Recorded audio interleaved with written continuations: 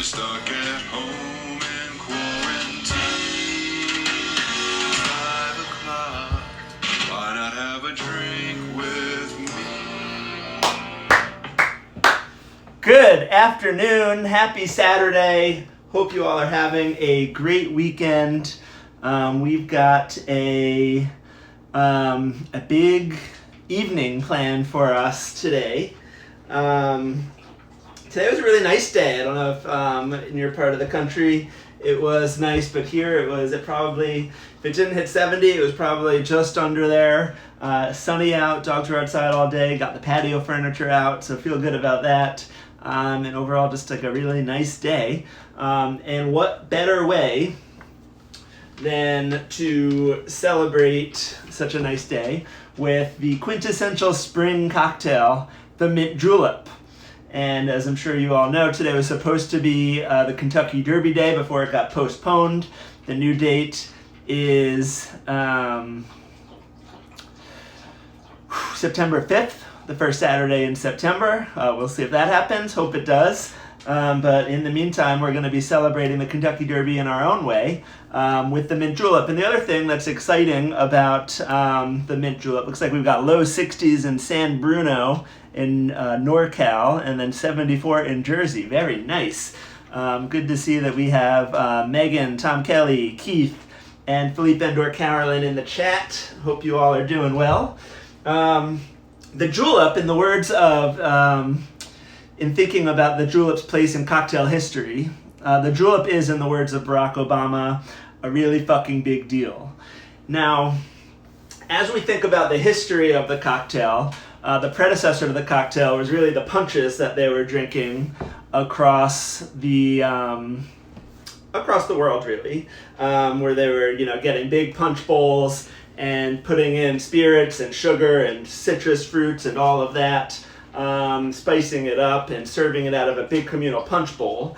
And then in the 1700s, one of the most famous punch makers in London, whose name was James Ashley, started to create individual servings of punch, which is really the pathway then to the cocktail becomes really clear. And it that was sort of like one of the first big moments in the evolution of cocktails. And one of these sort of like pre-cocktail things that came of that was a drink called a sling. A sling, which is just a spirit, some sugar, and some water. You might have heard like a gin sling. And then they started making these things called mint slings. And at the same time, they started then calling them juleps. And the word julep actually was a bit of a joke because up until that point, when they started using the word julep to describe these mint slings in the late 1700s, julep meant medicine. Julep was a word for medicine going back hundreds of years before we were even talking about these cocktails. So there's a long history. Bitters in a similar way also is a medicinal, has a medicinal past too. And so that's where we get the name julep from, as a sort of tongue-in-cheek, I'm going to take my medicine. So here's the other thing that the julep gets tied into cocktail history in a really important way, which is the first key situation in cocktail history. The first key event was individualizing the punches. The second key thing that happened around 1810 was a little something that we call frozen water or ice. And in the early 1800s, there was this guy, Frederick Tudor, who was he's actually a Bostonman, and he was a Boston entrepreneur. He wasn't a cocktail guy, he wasn't a bartender guy, but what he did was he sort of created the infrastructure for distributing ice around the country and around the world. And so he would be harvesting ice from all these ponds in Massachusetts and started distributing it in the Tudor Ice Company after this guy Frederick Tudor.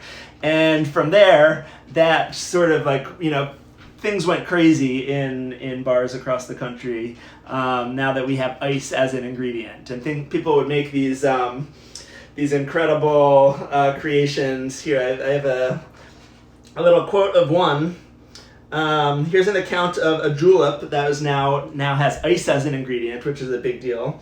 Saying it was served in a giant silver cup topped with a 1 foot tall pyramid of ice, and its sides were encrusted in ice too, molded into shapes and figures.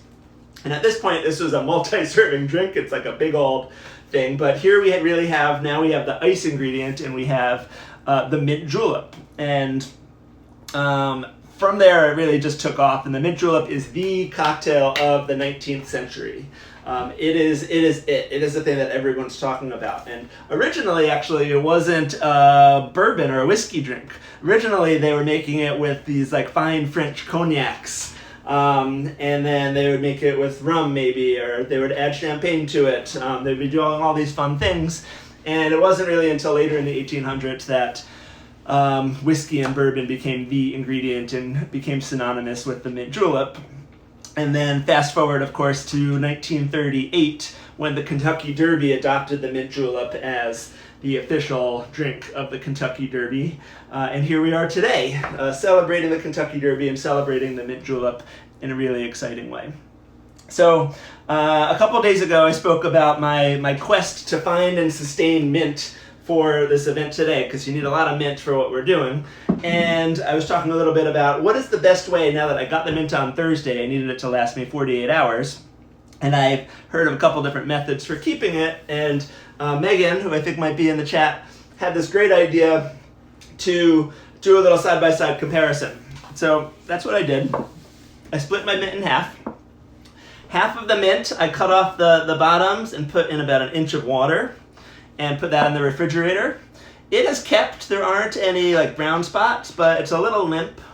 A little limper than I would like it to be, but this is gonna work just fine in the bottom of my juleps, and it smells great.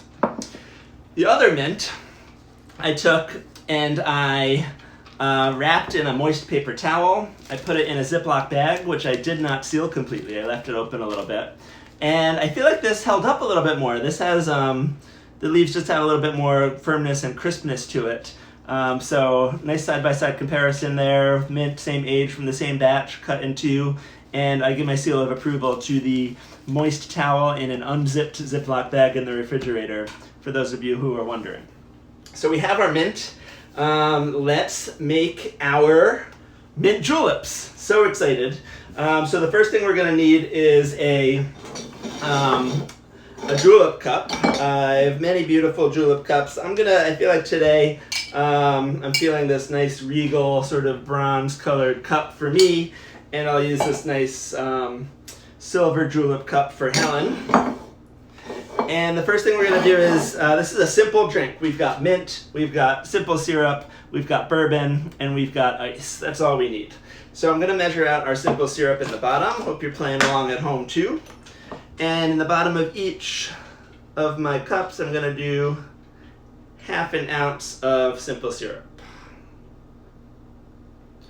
Now, one of the things, this is such a nice sort of warm weather drink, and one of the things that's nice about it is it's meant to be a long drink. It's meant to, it sort of becomes a little bit more diluted as you drink it, and it lasts for a long time, which makes it quite nice. And so we have here the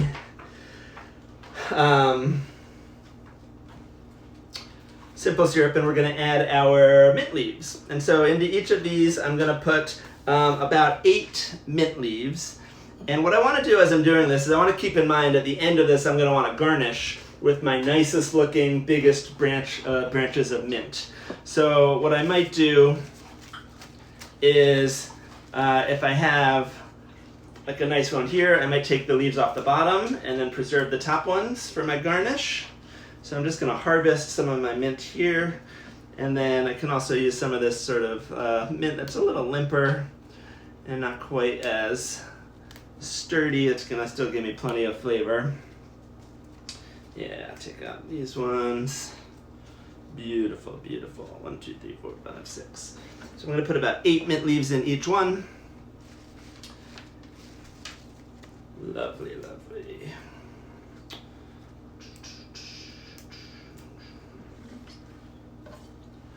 Six, 7, 8. Now I'm going to take my muddler, and what's key here is we do not want to pulverize the mint. We don't want to bruise the mint, we don't want to destroy the mint, we don't want tons of little mint pieces all over. So I'm just going to sort of very gently put a little bit of downward pressure on my mint leaves in my julep cup, just to express and get the oils out and start to get some of that flavor out. Oh yeah. Don't go crazy here. Be gentle, be nice. This is not the moment to take out your aggressions. This is the moment to just enjoy a nice cocktail on a sunny day. All right, so now we've got the mint and some really nice mintified syrup in the bottom of each of our glasses. So the next thing I'm going to do is I'm going to add my bourbon. So any bourbon is going to do here, do just fine, because this is such like a long and slow drink, and it's going to be diluted with the ice that's coming in. This is a place where if you have overproof bourbon, it's a great place to use that. Here I have this bottle that I don't typically buy overproof bourbon, but I've just had this kicking around for a while. It is an uncut limited bottling of barrel strength Bullet Bourbon Frontier Whiskey, which is 62.7% alcohol by volume. So about, 125.4 proof. And we're gonna use a lot of this. So I'm gonna do 2.5 ounces of this overproof bourbon in each of these drinks. Again, this is like, you're gonna drink this at the rate that you would normally drink like 2 drinks, right? It's a nice, long, slow drink. So we've got 2.5 ounces of our bourbon. I believe the high alcohol content also maybe has something useful to do with the chilling and the cooling that's going on too, but haven't thought deeply enough about that one. All right, so now here's where I get a little bit non-traditional with my juleps, which is I'm going to add some ice, and then instead of a gentle stir, I'm actually going to use a really classic technique that is perfect when you are dealing with crushed ice, which is I am going to swizzle with my swizzle stick. So let me grab my ice, and here you're going to want to get really sort of like a large pea-sized iced for this. Crushed ice is good. And what you can do if you don't have the big hammer and the bag to crush your ice is you can certainly, whoa, that ice is not quite frozen, but luckily I have more. You can definitely like put this in a napkin and just whack, sort of whack the napkin on a hard surface for a while, and that'll do just fine. But, so we're just going to put it in our Lewis bag, take our mallet,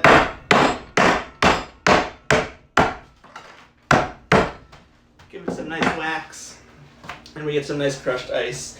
And we're going to fill this up about 3/4 of the way in our julep cups.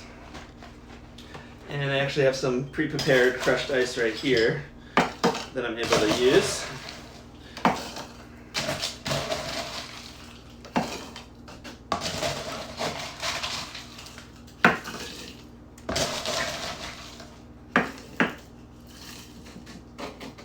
Lovely. And so now I'm going to take my swizzle stick, and again, the purpose and the great use of the swizzle stick is that this will allow us to gently mix up the ice and the ingredients of the cocktail that are now at the bottom of this this beautiful glass here, which is already so nicely frothing up on the sides. That's why I love the julep cup. And it's going to allow us to gently mix it up a little bit, start diluting it a little bit, without getting these like pulverized mint things all over the place, which is what's really nice. So The swizzle stick doesn't go all the way to the bottom. It goes about halfway in. And you just do a gentle swizzle like so. I don't have any swizzle music yet.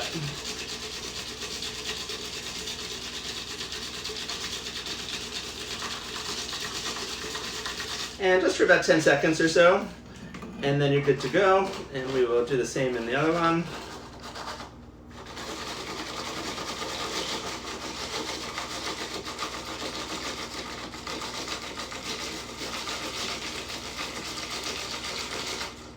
Beautiful.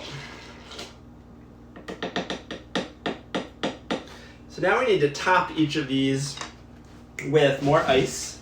A really nice big dramatic ice cone on top.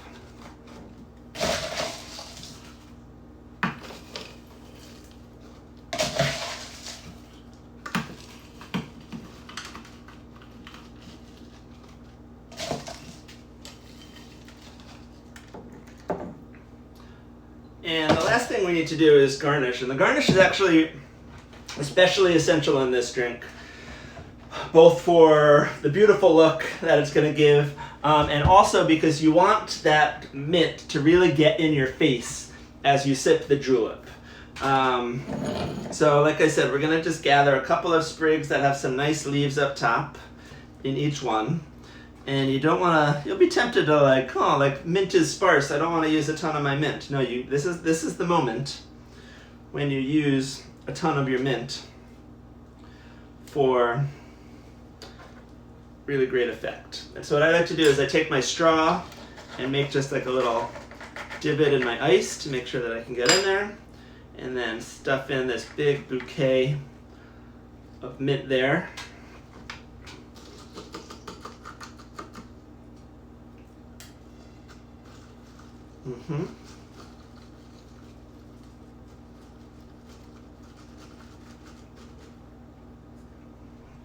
Now I'm going to add my straws. And there you have the wonderful, the beautiful, the iconic mint julep.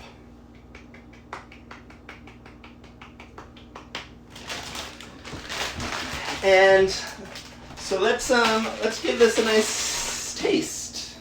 Let's see what we've got. Let's see if we achieved our goal of having something that is boozy, that is sweet, that is minty, that's refreshing, and that will, it'll change a little bit as you sit with it for a while. And let's give it a go. So again, you want to really just take in that mint as you're drinking it. Oh, give it a nice, get it right in your nose. You want that mint right up in your face.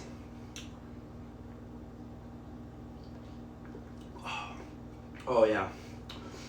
Minty, boozy, really good. So, I think one of the great things about cocktails is that it allows us to really be transported to wherever we want to go.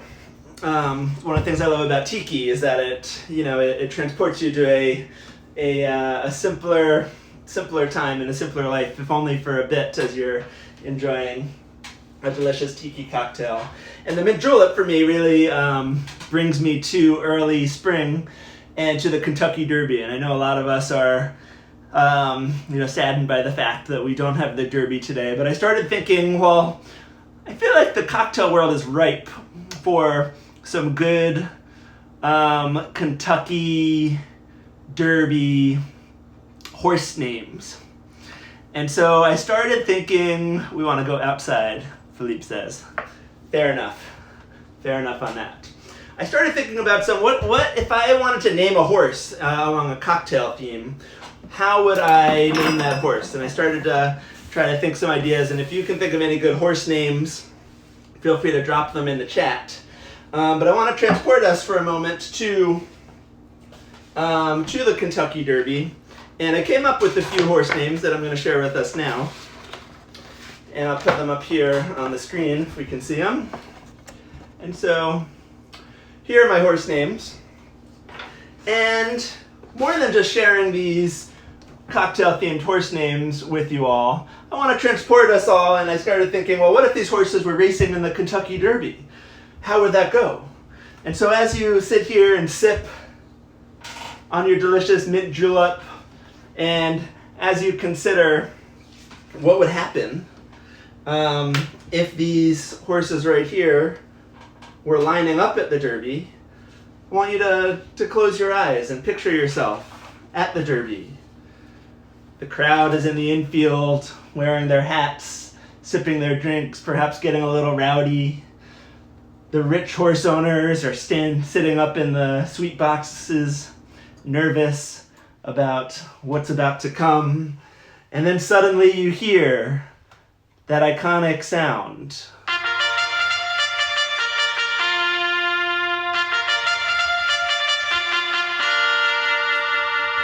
And we're transported to the starting gate. And what do we see? What is there at the starting gate? Oh, the horses are almost all lined up at the starting gate. The last one to load at the starting gate is Macaroni Negroni, who incidentally has never won a race. And they are all loaded up. They're ready at the start. And they're off! The horses are off in the 2020 Cocktail Kentucky Derby. Martini Twist and Mighty Mai Tai had good beginnings. They are out in the early lead. And there goes Maraschino's Cherry and Campari Kisser in the mix too on the outside. And they will lead the way early on. Then it's Rum Barrel Rumbler running fifth and on the inside. And Stirred Not Shaken in sixth. Side by side with On the Rocks. Last Call in eighth and Pina Alada Colada in ninth. Behind them we have Macaroni Negroni in second to last with Rusty Nail in the Coffin trailing in the rear. Martini Twist and Campari Kisser up front. We have On the Rocks riding the inside into the first turn. So onto the back stretch they go, and through this first quarter mile they're running at 45.92 seconds, a respectable pace. Martini Twist setting the pace up front. On the Rocks pushing the pace on the second. In second on the outside, Campari Kisser on the inside in third. Maraschino's Cherry a length and a half behind them, trailed by Stirred Not Shaken in fifth. Then it's Mighty Mai Tai riding the rail in sixth into the far turn. Last Call is on the outside, beginning to pick up his stride. But Martini Twist continues to lead the way midway on the far turn. He's a length and a half in front. On the Rocks in second, Maraschino's Cherry in third, and Last Call moving up on the outside. And here comes Stirred Not Shaken. He saw an opening on the inside. Martini Twist still in first. And down the stretch they come. Last Call on the outside, Stirred Not Shaken on the rail. Martini Twist trying to hold on to a shrinking lead. On the Rocks there too as they come to the final furlong. Is Last Call on the outside. Stirred Not Shaken picking up ground, and Stirred Not Shaken overtakes Martini Twist for the lead. Last Call passes Martini Twist too. Martini Twist trying to hang on. Stirred Not Shaken, Last Call, 1-2, coming down to the line, and Stirred Not Shaken wins the Cocktail Kentucky Derby. Last Call coming in second. Martini Twist holding on to third. On the Rocks in fourth. What a race! What a race!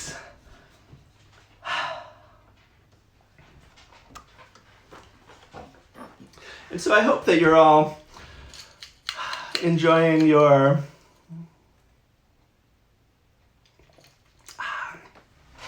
mint juleps on this nice Saturday day.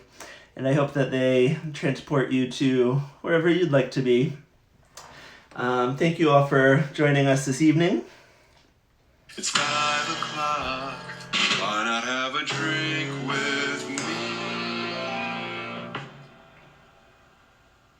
Cheers, everyone. Have a great rest of your weekend. And I hope to hear from you all soon.